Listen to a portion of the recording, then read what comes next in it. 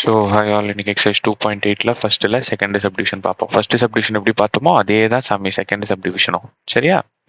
First நமக்கு 256, 64, 16 3 term கொடுத்துட்டாங்க. இது T1, இது T2, இது T3.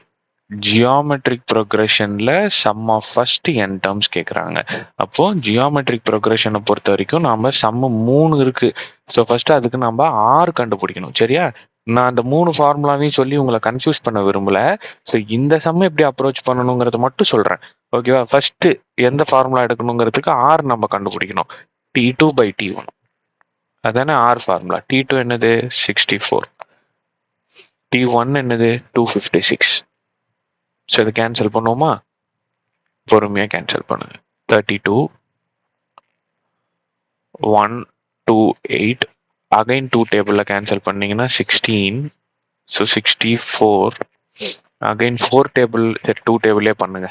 8, 32, 4, 16. இது 4 டேபிளில் பண்ணிக்கலாம்.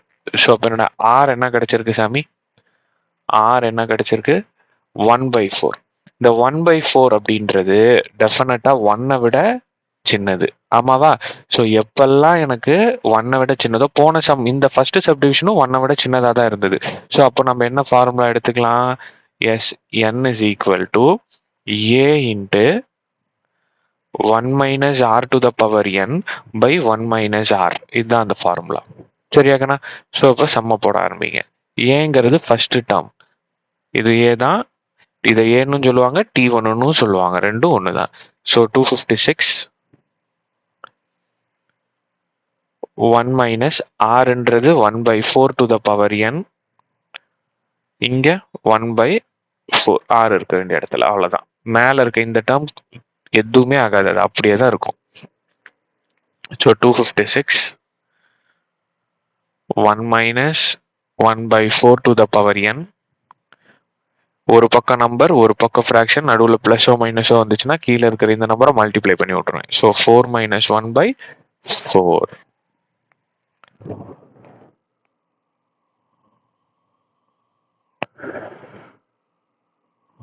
அடுத்து என்ன பண்ணிக்கலாம்? 256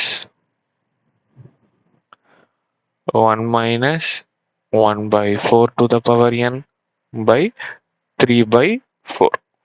4ல 1 போச்சுன்னா 3, 3/4. இப்போ இது என்ன கணாகும்? டிவிஷன்ல இருக்கிறது ஈக்குவல் டு இதுக்குள்ளாரியே நான் மல்டிப்ளிகேஷன்ல கொண்டு வரனா ரெசிப்ரோக்கல்ல போகும். ஆமாவா? போன சும்மா அப்படித்தானே போட்டோம். ஸோ அப்போ 4 மேலே போயிடும், 3 கீழே வந்துடும். இன்ட்டு 4/3ன்னு ஆகும். ஆமாவாக்கண்ணா? உள்ளார இருக்கிறது அப்படியே தான் இருக்கும்.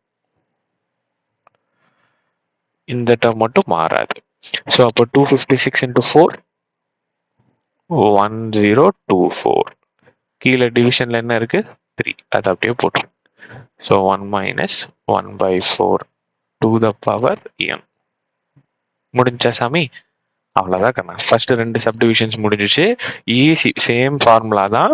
ஸோ ஒருவேளை இஃப் இன் கேஸ் இந்த ஆறுன்றது வந்து 1 விட பெருசா இருந்தா என்ன ஃபார்முலா வரும்ன்றது இப்போ போட்டு கன்ஃபியூஸ் பண்ணிக்காதீங்க. இப்போதைக்கு இந்த 2 சம்மை மட்டும் கிளியரா பார்த்துக்கோங்க. அப்படி ஒரு சம் வரும்போது நான் உங்களுக்கு சொல்றேன். சரியா? So thank you. Next sum, second sum பார்ப்போம்.